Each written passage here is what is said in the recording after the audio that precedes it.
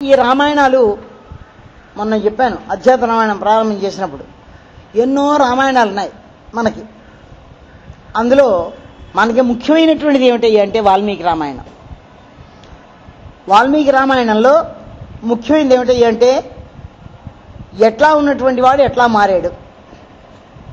రామాని పలకమన్నారు, పలకల ఆయన.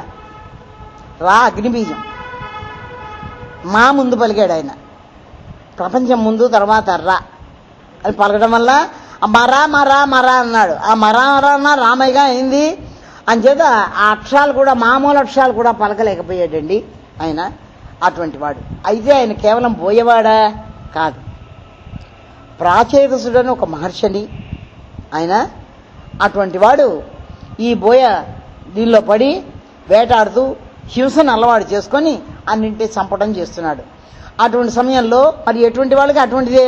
మరి అట్లా ఉన్నప్పుడు మరి ఎటువంటి వాడు తరచబడతానండి. ఒక బోయ కన్య తరచబడ్డది, పెళ్లి చేసుకున్నాడు అని ఉన్నాడు. సంతానం అంతానం. ఇక పని ఏమిటి, ఎక్కడ ఉద్యోగం చేయడంలే, సాఫ్ట్వేర్ ఇంజనీర్ కాదు ఆయన. అందరినీ కొట్టడం, తర్వాత అవి తీసుకురావడం, పక్షుల్ని వేటాడడం, క్రూర మృగాలను వేటాడడం, మనుషుల్ని చంపడం. ఇక హింస ఎంతవరకు పరాకాష్ఠ అందుకుందో అంతవరకు వెళ్ళేవాడు. వెళ్ళినటువంటి వాడై అవి తీసుకొచ్చి పెట్టేవాడు, అవి వంట చేసి పెట్టే శుభ్రంగా తినేవాడు, తాగేవాడు, ఇష్టం వచ్చినట్టుగా ఉండేవాడు. అటువంటి వాడు ఎప్పుడు మార్పు అనేది కలుగుతుందో అది తెలుసుకొని ఉండాలి. ఇంతవరకు మన కర్మ ఇట్లా ఉన్నటువంటి ఇటు తిరుగుతుంది చూసారా. అది నేను 48లో బృందావనం అంతా ఉత్తర దేశం వెళ్ళాం. వెళ్ళినప్పుడు బృందావనం మధుర వెళ్ళాం.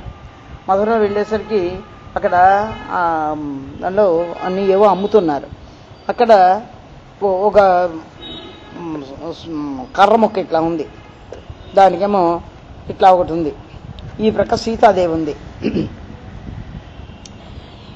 రావణాసుడిలాగానే ఇటు తిరిగిపోతుంది సీత. రాముడు కనుక ఇటు తిరగగానే వస్తుంది. అది సరే, ఏర్పాట్లు మీకు తెలియని చెప్పక్కర్లేదనుకోండి. అది చూస్తూ నిలబడ్డాను నేను అక్కడ. అప్పుడు స్వామిజీ అన్నారు, పతివ్రతా శిరోమణి కాబట్టి రావణ్ణి చూడలేదు, అట్లాగే భగవంతుని చూసిన తర్వాత ప్రపంచాన్ని చూడమ్మా అన్నారు స్వామిజీ. చూసారా, సరే అయిపోయింది. అంటే ఎందుకు చెప్తున్నాను, అట్లాగా అంతవరకు అది ఉంది. ఇక ఇంతవరకు ఇట్లా అర్థం ఏమో ఇటు పెట్టుంది. బొట్టు ఎట్లా పెట్టుకుంటారండి, అర్థం ఎట్లుండాలి, ఇట్లా ఉంటే అప్పుడు మనం బొట్టు పెట్టుకోవడానికి అవకాశం కలుగుతుంది. ఇంతవరకు ఇటు ఉంది, ఇప్పుడు ఇటు తిరిగింది. తిరిగేసరికి వస్తున్న మనుషులు అనిపించారు. వీళ్ళ పట్టుకు బుర్ర పగలగొట్టి అనుకున్నాడు. ఏ బుర్ర పగలగొట్టలేదు, ఏమిటో ఏ సంగతి అన్నారు. సరే, వాడు దివ్య జ్ఞాన సంపన్నులు కాబట్టి వెంటనే చూసినటువంటి వారే ఏమిటి ఇంతకిని అన్నారు. అన్నీ మీ దగ్గర ఉన్నాడు, మా దగ్గర కమండలం, ఇంకో కోపి ఎనభై చేత, అంతకంటే మా దగ్గర ఏమన్నా యోగదండ ఇవే ఉన్నాయి, కావాలంటే ఇవి తీసుకో, నాకు వీళ్ళకి ఇంకా మీ దగ్గర ఏముంటాయి ఇవ్వమన్నాడు. ఏమీ లేవు మా దగ్గర పొమ్మన్నారు. అది కానీ ఒక్క మాట మేము అడుగుతాం చెప్తావా అన్నారు. ఇప్పుడు నువ్వు ఇంత పాపం, ఇది పాపమా అన్నాడు. ఏంటి, అవతల వాళ్ళ బుర్ర పగల కొట్టామని నేను, అది పాపమా అన్నాడు. అంటే పాపం కాక పుణ్యం ఏమిటది, పాపమేను. ఈ పాపం నువ్వు ఎవరి కోసం చేస్తున్నావు అన్నాడు. నా పెళ్ళాం పిల్లలు అయితే పస్తులు ఉండరా, వాళ్ళకి నేను పెట్టొద్దా, పెళ్ళాం పిల్లల్ని పోషించొద్దని పెద్ద లాపాయింపు లాగాడు. అది కాదు, మరి నువ్వు ఇన్ని చేసిన కదా పాపం కూడా వాళ్ళు పంచుకుంటారా అన్నాడు. అది అర్థం కాల. ఎందుకంటే పుణ్యం పంచుకుంటారు, ఏదో రొట్టె ముక్క ఇస్తే పంచుకుంటారు, మైసూరు బాగా ఇస్తే పంచుకుంటారు, కానీ పాపం పుణ్యం పంచుకునేది ఏమిటని చెప్పాను. అదేంటి పంచుకుంటారా అన్నాడు. పంచుకుంటారు, అడుగు వాళ్ళని అన్నాడు. అది వెళ్ళాడు. అడిగి నేను ఇన్ని పాపాలు చేశాను, అవును నువ్వు మా కోసం చేస్తున్నావు అన్నారు. మరి మీరు ఇందులో నాకు పాపం వస్తున్నా వాళ్ళు ఎవరో చెప్పారు, వాళ్ళు మరి పాపం మీరు కూడా తీసుకుంటారా అన్నాడు. మేమెందుకు తీసుకుంటాం, మేము తీసుకోమన్నారు. చూడండి, అప్పుడే ఒక చిన్న బల్బు వెలిగింది లోపల. అక్కడి నుంచి తిరిగి వచ్చేసరికి అది ఇంత అయింది. అయిన తర్వాత వాళ్ళు తీసుకోరట, పాపం వల్ల నేను నరకం పొందుతామన్నారు. వెంటనే కాళ్ళ మీద పడ్డాడు. వెంటనే వాడు దివ్య జ్ఞానంతో చూసి, ఏం పర్వాలేదులే, నీకు మంత్రోపదేశం చేస్తాను. చూడండి, మంత్రోపదేశం ఎప్పుడు చేశారు, అందరికీ మంత్రోపదేశాలు కావాలి, రావు. మంత్రోపదేశం చేసి ఇక్కడ కూర్చో అన్నారు. అబ్బా ఇక్కడ ఎందుకు కూర్చుంటానన్నాడా, కూర్చుంటానన్నాడు. కూర్చున్నాడు. కూర్చుని మంత్రం చెప్పిస్తూ ఉండు, మేము మళ్ళీ తిరిగి వస్తాంలే అన్నారు. అదేనా లెక్క పెట్టుకున్నాడా, చేతికి రిస్ట్ వాచ్ పెట్టుకున్నాడా, ఇప్పుడు భోజనం టైం అయింది అనుకున్నాడా, లేకపోతే వంట చేసుకోవాలనుకున్నాడా, ఏమీ లేవు. కూర్చున్నాడు అంతే. ఆ కూర్చోవడం తిండి లేదు, తిప్పలు లేదు, ఏమీ లేవు. అట్లాగా పుట్ట కూడా పెరిగిపోయింది, ఏమీ పని చేయలే. అందులోని ఆ రామనామ స్మరణ తప్ప ఇంకోటి లేనే లేదండి. అట్లాంటి వాడు వీళ్ళు మళ్ళీ తిరిగి వచ్చారు. వచ్చిన తర్వాత ఏడి మనవాడు అని అనుకొని చూసేసరికి వీడు ఎక్కడైతే కూర్చోబెట్టే పెద్ద పుట్ట మాత్రం ఉంది. ఆహా, మనవాడు ఇందులోనే భగవత్ సాక్షాత్కారం పొందేళ్ళు అని చెప్పి అనుకున్నటువంటి వాళ్ళే దగ్గరకు వచ్చి నైనా లే అన్నారు. మరి ఏదో బయట అంతకుముందు పేరుంటే ఎట్లాగా కొత్త పేరు పెట్టాలనుకున్నారు.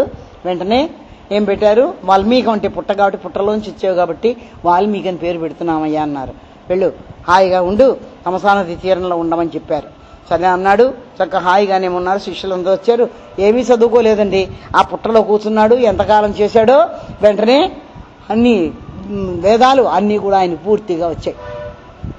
శిష్యులను పెట్టుకున్నటువంటి వాడు వెళ్తూ వెళ్తూ ఒకరోజు తమసా నది తీరానికి శిష్యులతో కూడా స్నానం అయి వెళ్తుండేసరికి ఒక క్రౌంచ మిథునం ఆ చెట్టు మీద బోయివాడు కొట్టాడు. వాడు గిరిగల ఆడపక్షి కింద పడిపోయింది. అది అరుస్తున్నది.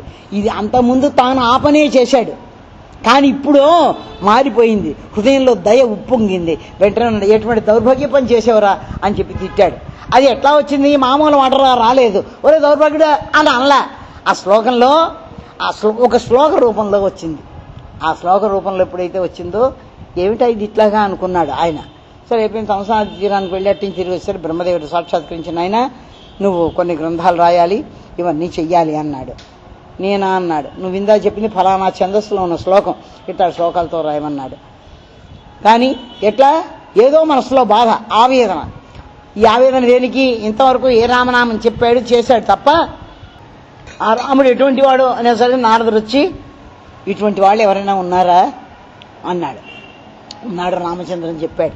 అంతే రాశాడు. అదే రామాయణ ఆది కావ్యం అయింది. అందుకని ఆది కవి ఆది కావ్యం రెండును అయ్యే. అటువంటి మొట్టమొదట ఆది కవి ఆయనే సంస్కృతంలో రాశాడు. అందుకని మనందరికీ ఇక్కడ ఉన్న వాళ్ళందరికీ మనకి మామూలు వాల్మీకి రాసిన రామాయణం వాల్మీకి రామాయణమే చేస్తాం. ఉత్తర దేశం వెళ్తే వాళ్ళకి తులసి రామాయణం చాలా ముఖ్యం కదా. ఆ తులసి రామాయణం వాళ్ళు అక్కడ చదువుకుంటు కాశీలో చూసుకోండి, అంతా ఎక్కడ పుస్తకాలు పెట్టుకుని చదువుకుంటూ ఒక తాటాకు గొడుగు పెట్టి చూసుకుంటే కాశీ వెళ్ళిన వాళ్ళకి తెలుస్తుంది. అక్కడ చదువుకుంటుంటారు. రోజు వాళ్ళు తులసి రామాయణ పారాయణ చేస్తూ ఉంటారు కదా. ఇట్లాగా ఆ విధంగా మారాడు. మరి ఆయన చేత రాయబడ్డ రాముడు ఎటువంటి వాడండి, మామూలు వాడిని ఎవరు రాస్తాడా, ఉత్త చెత్త గురించి ఏమైనా రాస్తాడా, రాయుడు. ప్రపంచానికి ఆదర్శం, ప్రపంచానికి ఒక నూతన సిద్ధాంతాన్ని కనిపెట్టివ్వగలిగినటువంటి ఆయన రాసుకుంటూ వచ్చాడు. ఆయనే రామచంద్రుడు. ఆ రామచంద్రుడు పుట్టినరోజు ఈరోజు భద్రాచలంలో భద్రంగా ఉండాలనుకున్న వాళ్ళందరూ అక్కడికి వెళ్ళి అచలంలాగా ఎక్కడైతే నిశ్చలంగా ఉంటారో వాళ్ళకి భద్రత్వం కలుగుతుంది. అందుకనే భద్రాద్రి రాముణ్ణి దర్శించినటువంటి వాళ్ళై వస్తారు. పూర్వం వెళ్ళేవాళ్ళు ఇదివరకు దేనికయ్యా అంటే తలంబరాలు తెచ్చుకుంటే ఇక్కడ అమ్మాయి మీద వేసేటైతే పెళ్లి అవుతుంది అమ్మాయికి అని. ఇప్పుడు ఆ బాధ ఏం లేదు. అసలు వాళ్ళు తలంబరాలే పోసుకోవటం లేదు. వస్తున్నాయి. ఈలోగా పోషమైన వేసుకుంటాడు ఆ ఇంట్లో పిల్లలకి. ఇంత మన వరకు రావు అవి. సనాది ఇప్పుడు ఆ బాధ ఏం లేదు. ఎవరు ఎప్పుడు ఏం చేస్తారో, ఏ ఆడపిల్ల ఎటుపోతుందో, ఎవడు ఎటుపోతాడో, ఎవరు ఏ పిల్లని తెస్తాడో, ఎవరు ఏ పిల్లని పెళ్లి చేసుకుంటాడో, ఎవరు ఏ అమ్మాయి ఏ అబ్బాయిని చేసుకుంటుందో. అందుకని రామ అక్కడికి వెళ్ళవలసిన పని లేదు, తలంబరాలు తెచ్చుకోవాల్సిన పని లేదు, ఎవరిని ఎత్తిన పొయ్యాల్సిన పని లేదు. ఏ పనులు లేవండి, హాయిగా ఉన్నాయి కదా. అందుకని రాముడికి రద్దీ తగ్గుతుంది హాయిగాను. కానీ ఏదో పాత వాళ్ళు వెళ్తూ ఉంటారు, అక్కడ తలంబరాలు తెచ్చుకోవాల్సిన పని ఏం లేదు. అట్లాగా రామచంద్రుడు అంటే ఇప్పటికీ కూడా ఉన్నటువంటి శక్తి ఏమిటయ్యా అని అంటే, ఈనాటికి ఆ నవాబ్ హైదరాబాద్ నుంచి ముత్యాలు అన్నీ వస్తాయి, వాటితో చేస్తారు. ఈ రోజు ఒక్కరోజే ఆ అర్చకులు పుణ్యం చేసుకున్నారంటాను నేను. రాముల వారి తరఫున ఒకరును, సీతారాముల తరఫున ఒకరును. ఇక మిగతా రోజుల్లో వాళ్ళని వదిలేయటమే అచ్చవేసి ఆబోతుల్లాగా. అట్లాగా అటువంటి స్థితిని గౌరవాన్ని పొంది ఒక రాజు కొడుకుగా ఉద్భవించి, అందుకని రాముడేమో క్షత్రియుడిగా ఉన్నటువంటి వాడై అన్ని సుఖాలు అనుభవించేట్టుగా పుట్టాడు. అన్ని సుఖాలు అనుభవించినా కూడా అరణ్యంలో కూడా అంతకాలం ఉండగలిగాడు. అది రాముడి యొక్క గొప్పతనం. కృష్ణ పరమాత్మ ఏమీ తెలియనట్టుగా అయినా అక్కడ కూడానేమో నందుని ఇంట్లోనే పెరిగాడు. ఆయన ఏమో సామాన్యుడా, అటువంటి వాడి ఇంట్లో పెరిగాను. అయినప్పటికీ కూడా ఏమీ చదువు లేని వాళ్ళతో పెరిగి వాళ్ళందరూ మా కిట్టయ్య వచ్చాడు అనిపించుకుంటాడు. వాళ్ళందరినీ రక్షించాడు. మళ్ళా తిరిగి వచ్చిన ద్వారకలో పెద్ద వెళ్ళి కట్టి తనేమని అనుకున్నాడా, లేదు నేనే రాజుగా ఉంటానల్లా. నాకంటే అన్న పెద్దవాడు ఉన్నాడు, అది మా అన్నయ్యకి అనేది చెప్పని బలరాముడిని రాజుగా చేశాడు. తాను ఊరికేనే ఉన్నాడు. అది స్థితప్రజ్ఞ లక్షణం. ఇది మానవుని యొక్క ధర్మాన్ని తెలియజేసేది. అటువంటి రామభద్రుడు రామచంద్రుడు తాను పుట్టే ముందే చెప్పి అన్నిటికీ ఇవన్నీ ఒకదానికి అన్ని లింకు. నాకు కొడుకు కావాలని అంటేనేమో కొడుకులు పుడతారు, ఏముంది, ఎటువంటి వాళ్ళైనా కొడుకులే కదా ఎట్లా ఉన్నప్పటికీ. కానీ అటువంటి వాళ్ళని కోరుకోలేదు. మాకు పుత్రరత్నం కావాలనుకున్నారు. మరి ఎక్కువ కాలం జీవించిన వాడు మంచివాడు కావాలా, ఎక్కువ జీవిత మూఢుడు కావాలా అని. పండితుడైన వాడు ఏం కోరుకుంటాడు, మంచివాడే కావాలండి మాకు, మరి ఎక్కువ సంవత్సరాలు జీవించడు, పోన్లే ఉన్నంత వరకు నా పేరు ప్రతిష్ఠ నిలుపుతాడు కదా, ఆ దృష్టిలో ఉంటాడు. కానీ తర్వాత వాళ్ళు సాధించుకుంటారు వాళ్ళకున్న భగవంతుని యొక్క భక్తి చేత. అట్లాగా మార్కండేయుడు వీళ్ళందరూ ఎవరండి మరి, అట్లా సాధించుకున్నటువంటి వాళ్ళే. అట్లాగే ఇక్కడ కూడానేమో మాకు కొడుకు కావాలి, నువ్వే మాకు కొడుకుగా పుట్టగలన్నారు. పుడతానన్నాడు. మరి దీనికి కారణం కాదు కదా, శాపాలు కావాలి. ఇవన్నీ శాపవశాత్తు అన్ని శాపాలు, వీళ్ళ శాపం వాళ్ళ శాపం మూట కట్టుకొని రామచంద్రుడిగా పుట్టాడు. పుట్టినప్పటికీ కూడా ఆయన ఎవరిని గురించి చింతించలేదు. తను అనుకున్న పని ఏది చేయటానికి వచ్చాడో దాని మీదనే బుద్ధి, లక్ష్యం, అది పరమార్థం. దానికోసం మర్చిపోకుండా ఆయనే కనుక పట్టాభిషిక్తులై కూర్చుంటే రావణాసుడు ఎక్కడికి వచ్చేవాడు, రాముడి దగ్గరికి వచ్చేవాడు. అక్కడ పోట్లాడు జరిగేది. కానీ ఆయన ఇష్టపడలేదు. ఎందుకని, ఏమని పోట్లాడతాడు, పోనీ ఈయన వెళ్ళి పోట్లాడాలన్నా పెళ్ళాన్ని తీసుకెళ్ళామని అంటే కదా తగాదాకి, ఊరికే కూర్చొని తగాదా పెట్టడం మన రకం కాదు. కాబట్టి ఏం చేశాడు, ఆయన పట్టాభిషిక్తుడు కాలేదు. వెళ్ళాడు, అరణ్యానికి వెళ్ళాడు. అంతా వెళ్ళిన తర్వాత అందరికీ రామాయణం తెలుసును, కానీ దాని ధర్మ సూక్ష్మాలు మాత్రమే తెలియవు. సొంతలు చెప్పి ఇప్పుడు మనం చూస్తూనే ఉన్నాం. తెల్లవారు వాళ్ళ అమ్మ మందలించింది, మార్కులు తక్కువ వచ్చాయేమని. నన్ను అంటావా మార్కులు తక్కువ వచ్చాయని, వెంటనే ఫ్యాన్కి ఏం వేసుకుంది, ఊరి వేసుకొని టాప్ వచ్చింది. ఇవి ఇప్పుడు ప్రస్తుతం జరుగుతున్నవి. అట్లా కాదు, అసలు మందలింపు లేకుండానే ఉండేవారు. ఉండేట్టయితే ఆ రకంగా సొంత తల్లి కూడా ఒక్క మాట అనడానికి వీలు లేనటువంటి నాగరికతకి ఈనాడు వచ్చాం, చెత్త నాగరికతకి. ఆనాడు అట్లా కాదు, సవితల్లి చెప్పినప్పటికీ కూడా వినగలిగిన నేర్పు, ఓర్పు అవన్నీ ధర్మబద్ధులు కావడం చేత ఉన్నాయి. ఏం పోనీ ఏమన్నా నా ఆస్తి, నా కొడుకు ఆస్తి నీకు ఇచ్చేస్తానంటే ఒప్పుకున్నాడా అనా, పోనీ కాదే, నా కొడుకు పట్టాభిషిక్తుడు కావాలి, నా కొడుకు నువ్వేమో అరణ్యాన్ని పోవాలి అంది. సరేనమ్మా, నేను ఎప్పుడు ఋషితుల్యుండే, నాకు వీటి మీద ఆశ లేదమ్మా, ఇంకా నేను నా సంగతి నీకు తెలియదేమో, నేను తప్పకుండా వెళ్తానమ్మా అన్నాడు. ఏ విధమైన కోపం కానీ తాపం కానీ ఏమీ లేకుండాను. అట్లాగా తాను ఒక్కడే వెళ్తానంటే ఒప్పుకున్నారా, నేను మీతో పాటే వస్తానంది. ఇదే ఇప్పుడు వాళ్ళు కనుకట్టయితే అదేమైనా బ్యాంకులో ఏమైనా ఉంటే అదేదో నాకు రాసేసి ఎఫ్డీలు నా పేరు పెట్టేసి మీరు అడవికి వెళ్ళండి, లేదా గంగలో దూకండి, లేకపోతే ఉరి పెట్టుకోండి, మన ఫ్యాన్కే వేసుకోండి, నాకేం అభ్యంతరం లేదు అని చెప్పాను. కానీ ఆ స్థితి కాదు అక్కడ. సీతమ్మవారు ఏముంది, ఎందుకంటే వాళ్ళు దానికోసం పుట్టినండి, వాళ్ళు సాక్షాత్తు శ్రీ మహావిష్ణువు, శ్రీ మహాలక్ష్మి. అందుచేత నేను కూడా మీతో వస్తానంది. అసలు మిమ్మల్ని వదిలిపెట్టి నేను ఒక్క నిమిషం ఉండలేను, ఎప్పుడు నా మీదే కదా పడుకుంటుంటా మెత్తమెత్తగా డండ్ల పొరపు మీద. ఎవరు, ఆదిశేషుడు. అందుచేత నేను నిన్ను వదిలిపెట్టి ఉండను, నేను ఉండలేను అని చెప్పను. వెంటనే బయలుదేరి ఆయనతో పాటు వెళ్ళాడు. అట్లా ముగ్గురు కలిసి వెళ్ళారు. ఎక్కడెక్కడ దుష్టులు ఉన్నారో చూడండి. కృష్ణుడికి రాముడికి డిఫరెన్స్ చెప్తాను. అందరినీ అక్కడికే రప్పించేసి మట్టు పెట్టేశాడు, తోకత్రించేశాడు. ఎవరు, కృష్ణుడు. ఈయన అన్ని చోట్ల వెళ్ళాడు. తాటకిని చంపడానికి వెళ్ళాడా, మారీచుని చంపడానికి వెళ్ళాడా, అందరినీ చంపడానికి వెళ్ళాడు. ఋషుల్ని ఎవరు బాధిస్తున్నారో ఇంతమందిని, సూర్పణని చంపడం, ముక్కు చెవులు కోయించాడా, ఇట్లా అందరినీ చంపడానికి ఈయన వెళ్ళవలసి వచ్చింది. ఇక్కడ ఈయన ఉండి పువ్వు వికసిస్తే ఎట్లాగైతే వాటి మీదుగా అన్ని తుమ్మిదలు వస్తాయో అందులో మకరందాన్ని రోలటానికి, అట్లాగా మంచిని చెడుని మొత్తం అంతా ఆయన దగ్గరికే రప్పించుకున్నాడు. అది స్థితప్రజ్ఞ స్థితి కృష్ణ పరమాత్మది. ఈ మానవుడు ఎట్లా ఉండాలో దారి చూపించిన వాడు ఈయన. మానవుడు అతీత స్థితిలో ఎట్లా ఉంటాడో చెప్పినటువంటి వాడు కృష్ణ పరమాత్మ. అందుచేత వెళ్ళినటువంటి వాడై తిరిగి తండ్రి చనిపోయేసరికి ఎంతో బాధపడ్డాడు. నన్ను రామాని ఇంకా పిలిచేవాళ్ళు ఎట్లా, ఎవరున్నారబ్బా అని. చూడండి, ఆ రామచంద్రుని పిలిస్తే ఆ ముఖం చూస్తే చాలండి, అంత పొంగిపోయాడు దశరథుడు. ఎందుకని, ఆ పేరులోనే ఉంది అది. అటువంటి తండ్రి చనిపోయాడు సరే పాపం చాలా బాధపడిపోయాడు. తిరిగి వచ్చాడు, పట్టాభిషిక్తుడు అయ్యాడు. ఇంకా నాకు సుఖం వచ్చిందా, ఇక మరి వచ్చినా ఇంకా ఏమైనా వెళ్ళండి అనుకున్నాడా. కానీ ఎవడో ఒక చాకలివాడు ఆ మాట అనేసరికి మళ్ళీ భార్యను వదిలిపెట్టడానికి తయారైపోయాడు. మొన్ననే కదా వచ్చాము, ఈసారి నువ్వు వెళ్ళు లక్ష్మణ, ఎవరు నీ భార్యతో కూడా, లేకపోతే భరతుని పిలిచి నువ్వు వెళ్ళు నీ భార్యతో కూడా, నేను అక్కడ ఉన్నప్పుడు నువ్వు ఇక్కడ ఉన్నావు కదా, కాబట్టి ఇప్పుడు నువ్వు వెళ్ళని చెప్పి ఎవరికైనా చెప్పాడండి? చెప్పలేదు. ఆయన ఏమన్నాడు? నన్ను కూడా నాకు ఈ రాజ్యభారం కనుక లేకపోయేట్టయితే సీత ఎటువంటిదో నాకు తెలుసు, నేను కూడా ఇద్దరం వెళ్ళేవాళ్ళం కదా అని చెప్పి తన కిరీటాన్ని ఎవరిని తిరిగినా పెట్టడానికి ప్రయత్నం చేశాడు అరణ్యానికి వెళ్ళడానికి. కానీ ఎవరు ఒప్పుకోలేదు. ఏకంచే సింహం చేసే పని సింహమే చేయాలి, నాకెట్లా చేస్తుందండి, కూర్చోబెట్టిన ఏమైంది కనక సింహాసనమనే అని చేత మేమెవరం వెళ్ళమన్నారు. ఇక తప్పదని చెప్పని తాను రాజు కాబట్టి సర్వాదర్శమూర్తి కావటం చేత ఆదర్శమైన భర్త, ఆదర్శమైన పుత్రుడు, ఆదర్శమైన రాజు, అన్నీ సర్వాదర్శమూర్తి రామచంద్రుడు అని చేత ఇక ఆమెనే పంపించాడు. తనకు తెలియదు, అన్నీను తెలుసు కూడానేమో. ఆ విధంగా మంచి తిరిగి లవకుశలు వచ్చిన తర్వాత ఇంకా నేనుంటాను, నా కొడుకులు వీళ్ళందరూ పెళ్లి చేసినంత కోడళ్ళు వస్తారు, వాళ్ళందరితో అన్నాడా? ఏం లేదు. సీతాదేవి ఏమో భూమిలో కలిసిపోయింది. ఇక తాను ఒక్కడున్నాడు. పోన్లేదు, తనకు ఎట్లాగో అదృష్టం లేదు, నేనే ఇక్కడ హాయిగా ఉండేటైతే బాగుండేది, రేపు కోడలు వస్తుంది, బాపట్ల పిల్లలు చేసుకుంటారు. ఎవరికి? లవుడికి కుసుడికి ఇద్దరు చేస్తే వాళ్ళిద్దరు ఇక్కడికి వస్తారు, హాయిగా మా పిండి వంటలు చేసి పెడితే కూర్చొని తినొచ్చు అనుకున్నాడా? లేదు. తన అవతార పరిసమాప్తి అంతేనండి, అవతార పరిసమాప్తి కాబచ్చింది అని చెప్పి అనుకున్నటువంటి వాడై వాళ్ళకి పట్టాభిషేకం చేసినటువంటి వాడై తర్వాత ఆయన నిష్క్రమించాడు. ఇవన్నీ రామాయణం మనకేం చెప్తుందయ్యా అని అంటే, మానవుడు పుట్టినటువంటి వాడు, పైకి ఇట్లా పెరిగినటువంటి వాడు, నేను మనిషినే అని అనుకున్నటువంటి వాడు ఎట్లా ఉండాలో రామచంద్రుడు చూపించాడు. ఎట్లా ఉన్నా, ఏ పద్ధతిలో ఉన్నా అతీత స్థితిలో ఉండగలను అని చెప్పనేది కృష్ణ పరమాత్మ చూపించాడు. దైవం లేకపోతే ఎందుకు పనికిరాడు సుమా మానవుడు అని చెప్పడం మనకు తెలుసు. లోపల ఉన్న దేవుడు లేకపోతే మనం ఏమైపోతామో, ఎందుకు పనికిరాని వాళ్ళని అయిపోతాం.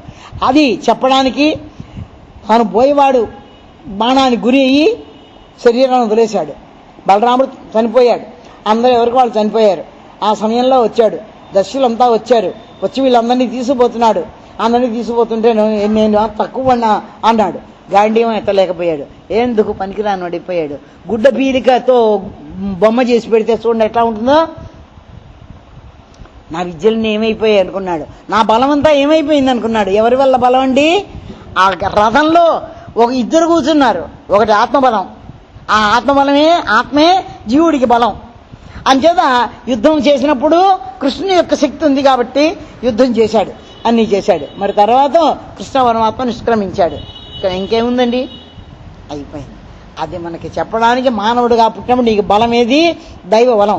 ఆ దైవ బలం లేకపోతే నువ్వు ఎందుకు పనికి అవసరమా అని చెప్పడానికి, నీకు దైవ బలం ఎప్పుడు వస్తుంది? ధర్మాత్ముడిగా నీవు ఉంటేనే నీకు లభ్యమవుతుంది, లేకపోతే కాదు. అందుకని ధర్మార్థ కామ మోక్షంలో ధర్మాన్ని ప్రధానంగా పెట్టుకుని పుట్టినటువంటి వాడు రామాయణంలో ఉన్నటువంటి రామచంద్రుడు. ధర్మాన్ని ప్రధానంగా పెట్టుకున్నటువంటి వాడే ధర్మరాజు అనే పేరుతో ఉన్నటువంటి వాడు పాండవుల్లో మొదటివాడు. సరే, ధర్మానికి అంత ప్రాధాన్యత ఉన్నది. ఆ ధర్మ ప్రాధాన్యతను తెలియజేయటానికి ఆయన ఈ మంచి వేసవ కాలంలో పోనీ ఇంకెప్పుడైనా పుట్టకూడదు, మనకి హాయిగా ఉంటుంది కదా, మంచి వేసవలో పుట్టాడు. అందుకని ఆ చల్లదనం ఎక్కడుంది?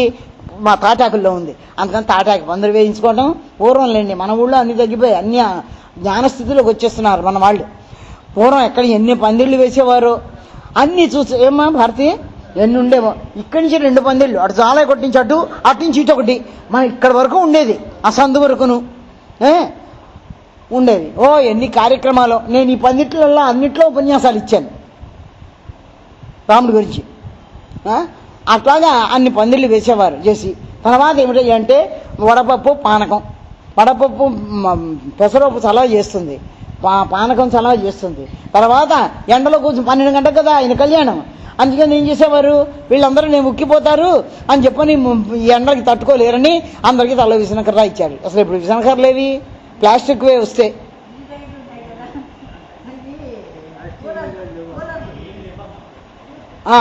ఇప్పుడు అసలు ఏం లేవు, పానకం లేదు, వడపప్పు లేదు. ఇంట్లోనే ఇంత వడపప్పు ఇంత పానకం చేసుకుంటుంటే ఇంకా బయట వాళ్ళకి ఎవరు పంపుతారా? పంచుతారు అని చూసారా? ఇదంతా ధర్మమా అధర్మమా? ఏ కాడి చేత ఏంటి? తింటే మనమే తినాలి, అదేదో మనమే తీసుకోవాలి. ఇంకా ఈ పప్పు ఉండేటైతే 10 మంది పెట్టేట, అది ఇంకోసారి 5-6 సార్లు పెసరట్టు చేసుకోవచ్చు కదా. మన లెక్కలు, మన క్యాలిక్యులేషన్ ఈ విధంగా ఉంది. అంచేత ఏమైంది, రాను ఖరీదు ఎక్కువైపోయిందని కాదు, సరే ఖరీదు ఎక్కువలు కాదు. ఇదివరకు చేయలే, నేను 10 కేజీలు ఏమో తీసుకొచ్చి వేసి అందరికీ ఇంత వడపప్పు శుభ్రంగా బాగా పెట్టలా. మరి ఇప్పుడు ఎందుకు పెట్టలేదు? డబ్బు ఖర్చు అయిపోతుంది. అయినా చాలా పప్పులు ఖరీదు ఎక్కువ అయిపోయిందండి. ఇదో నేపం. అందుకని ధర్మం అనేది ఎప్పుడైతే పోయిందో దాన ధర్మాలు రెండు ఒకటండి. ఆ రెండు ఎప్పుడైతే పోయే మనిషి తన రెండు కాళ్ళ మీద నిలపకుండా ఒక కాలు కుంటి అయిపోయినట్టుగా అయిపోయి ఎగురుతున్నాడు. ఆ ఎగరటం రెండో కాలు పోయేంత వరకు ఎగురుతాడు, తర్వాత తప్పగా పడుకుంటాడు. అందుకని మనిషికి ధర్మం ముఖ్యం. ఆ ధర్మం ఏం చేస్తుంది? పైకి తీసుకుని వెళ్తుంది. అది ఎంతవరకు? స్వర్గలోకం వరకు తీసుకుని వెళ్తుంది అని చెప్పి ధర్మానికి ప్రాధాన్యత ఇచ్చినటువంటి వాడు ధర్మ పురుషుడైనటువంటి వాడు. అంతేకాదు ధర్మస్వరూపుడైనటువంటి వాడు. రామో విగ్రహమాన్ ధర్మ, ధర్మస్వరూపుడైనటువంటి వాడు చెప్పి ఆయన పేరుతో మనకి జన్మించి ఈరోజు కళ్యాణం కూడా చేసుకొని లోక కళ్యాణార్థం ఎంత చక్కని శ్లోకాలండి. జానక్య పూర్వం అండి ఈ ఏమిటది శుభలేఖల్లో వేసేవారు. జానక్య కమలామలాంజలి పుట్టే యాపద్మరాగాయిత అని. ఆ శ్లోకాల్లో ఎన్ని వికారాలు, అవి చదివితే ఘోరం. అర్థం కూడా విపరీతంగా వచ్చేట్టుగా వేసుకుని ఇదేమిటండి మలాంజలి పుట్టే ఏమిటి? కమలామలాంజలి పుట్టే నిర్మలమైన అమలమైన కమలాంజలి అని ఉంటేనేమో కమలాన్ని తీసేసి సొంత కొంత మలాంజలి పుట్టే అంటే అంజలిలోనే మలం ఉందన్నమాట అర్థం. ఏమిటో ఈ రకరకాల వికారాలు. సరే ఇప్పుడు అవన్నీ కూడా అవసరం లేదు, ఎవరికి వాళ్ళే పెళ్లి చేసుకుంటారు కాబట్టి అవన్నీ కూడా అవసరం లేనే లేదు. అవన్నీ పాపం ఎంత చూశాడో, ఎంత జారి వాళ్ళు పెళ్లి చేసుకుంటుంటే ఆయన. అందుకని ఏం చెప్పాడు? జానక్య కమలామలాంజలి పుట్టే యా పద్మన. అసలు తెల్లని ముత్యాలండి. ఆ తెల్లని ముత్యాలని అమ్మవారి చేతితో పట్టుకుందిటండి. పట్టుకుని అమ్మవారి చెయ్యి ఎంత ఎర్రగా ఉందో అరుణోదయ కాంతితో సమానంగా ఉందిటండి. ఎవరు? సీత అమ్మవారి చెయ్యి. ఆ చేతిలో పట్టుకోగానే ఏ రంగు వచ్చిందండి? వచ్చింది పగడారు రంగు వచ్చిందిటండి. ఇవి ఆ ముత్యాలు అట్లా అయ్యాయి. అవి తీసుకొచ్చి ఆయన మీద వేసేయండి. ఆయన ఎట్లా ఉన్నాడు? ఆకాశ స్వరూపుడుగా ఉన్నాడు. ఆయన మీద పడగానే ఎట్లా ఉన్నాయట? నీళ్ళ. ఇంతగా వాటి రంగు ఏమిటండి? ఏ రంగు లేనివాడు భగవంతుడు. చూడా అంత చక్కగా అంత జాగ్రత్తగా ఆ శ్లోకాన్ని కూడా రాసినందుకు అనుకోవాలి. న్యస్తా రాఘవమస్తకేచ తీసుకెళ్తే పెట్టింది విరసత్ కుంద ప్రసూనాయిత. ఏమి చక్కగా చెప్పారండి శ్లోకం. అటువంటి శ్లోకాన్ని వేసి ఎందుకు శుభలేఖల్లో వేసుకుంటారు? ఈ దంపతుల్లాగా ఆదర్శంగా ధర్మాత్ములుగా ఉండండి. అంతేగాని అత్తగారు రాగానే వెళ్ళగొట్టి మామగారు రాగానే వెళ్ళగొట్టొద్దని చెప్పడానికి ఇవన్నీ పెట్టారు. ఇప్పుడు అసలు లేనే లేవు, అవేమిటో వేస్తారు. నేను ఏదో మా వాడు పాయసం పెడతారు, నాకు తాను మీరందరు రండి. ఏమిటి పిల్లవాడు వాడే వేసినట్టుగా ఒకటి వేస్తారు. తర్వాత ఇంకా ఏమిటో రకరకాల వికారాలు. నేను పెళ్లి చేసుకుంటున్నాను ఫలానా సుజాతని, మీరందరూ రండి అని ఒక కాగితం వేస్తాడు. కిందనే 2 లేళ్లు ఉంటాయి గడ్డి తింటూ. అంటే మేము ఇట్లా గడ్డి తింటూ ఉంటున్నాం అని చెప్పడానికి. ఇప్పుడు ఏమిటో ఈ వికారాలు ఏమిటో నాకు తెలియదులేండి. మీకేమైనా తెలిస్తే చెప్పండి నాకు. ఇటువంటివన్నీ పోగొట్టడానికి మానవుడు ధర్మాత్ముడు అనే విషయం తెలియజేయడానికి ఇంత చక్కని వివరాలన్నీ మనకి చేసుకుంటూ వచ్చారు. అందుకని ఆదికమైనటువంటి వాల్మీకి మహర్షికి నమస్కారం పెట్టాలి. ఆయన రామచంద్రుణ్ణి పుట్టిన రామచంద్రుడు అట్లాగే ఉంటే మనకేం తెలుస్తుందండి? ఆయన ఎక్కడెక్కడ ఎంత చిన్న విషయం కూడానేమో ఎందుకు ఆయన ఇది చంపాడో, ఎందుకు ఆయన ఆ పని చేశాడో ప్రతిదీ కూడా తన మానవుడుగా సృష్టించాడు. ఆయన దేవుడు అన్నమాట ఎక్కడా కూడా చెప్పనివ్వలేదు. ఎవరు? వాల్మీకి చెప్పనివ్వలేదు. రామో దాశరథిశ్చాహం కౌసల్యానందవర్ధన అంటాడు. నేను రాముని దశరథి యొక్క కొడుకునండి, దాశరథిని. కౌసల్యానికి ఆనందాన్ని అభివృద్ధి చేసేవాడిని నేను అని చెప్పుకున్నాడు తప్ప నేను సాక్షాత్తు విష్ణుమూర్తిని అన్న మాట ఎక్కడో చెప్పలేదు. అది అధ్యాత్మ రామాయణంలో నేను దేవుడు అని చెప్తాడు, ఇక్కడేమో నేను మానవుడు అని చెప్తాడు. ఈ రెండి యొక్క సమన్వయమే మానవుడు ధర్మాత్ముడుగా ఎదగాలి, మహాత్ముడు భగవంతుడిగా అయిపోవాలి. ఆ రెండిటి సమన్వయం అంచేత అటువంటి రాముడు పుట్టినరోజు ఈరోజు. అందుకని మానవుడు ధర్మంగా జీవించాలనేదే మనకు దివ్య సందేశం. ఆ సందేశాన్ని అందుకొని ధర్మాత్మలం కావాలి. జై జగద్గురు మహారాజుకి.